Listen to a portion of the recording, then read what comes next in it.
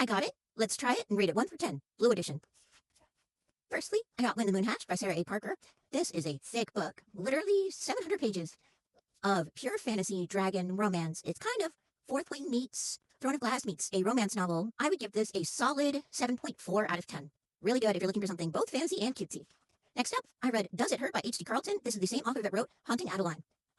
This was actually surprisingly really good. It is a darker romance book that deals with some muddy con, and it's about a criminal who steals this identity from this man, and he's like trying to get back at her, like revenge style.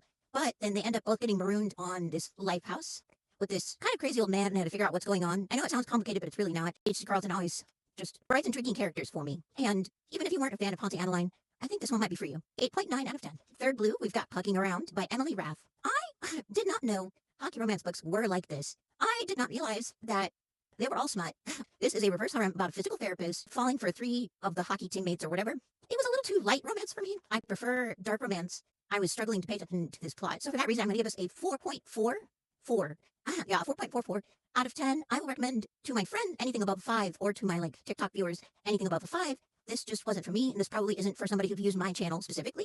But I totally get the hype. I totally see why you read this book and like these kinds of books. It just felt at times quite like Wattpad-ish and insta love and very gushy gushy mushy kind of love. And when I'm dealing with reverse harem, I don't necessarily want those things. And lastly, I've got Lights Out by Navessa Allen. And if I never put you onto anything before, let me put you onto this. This audiobook changed the game for me. I didn't think I liked audiobooks before I listened to this one.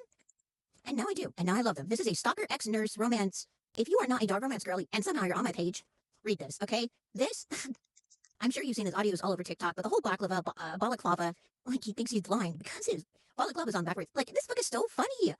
It's been so long since like a dark romance caught me off guard, and it was just like funny.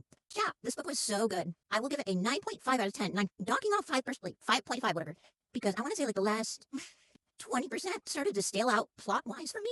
This like was very character work heavy to me. And so when the plot like started to really get going, like regarding the like whatever, it just kind of staled out for me because the characters were such a big factor in this one, which is kind of like a weird because it doesn't normally go that way for me. But still, 9.5 out of 10.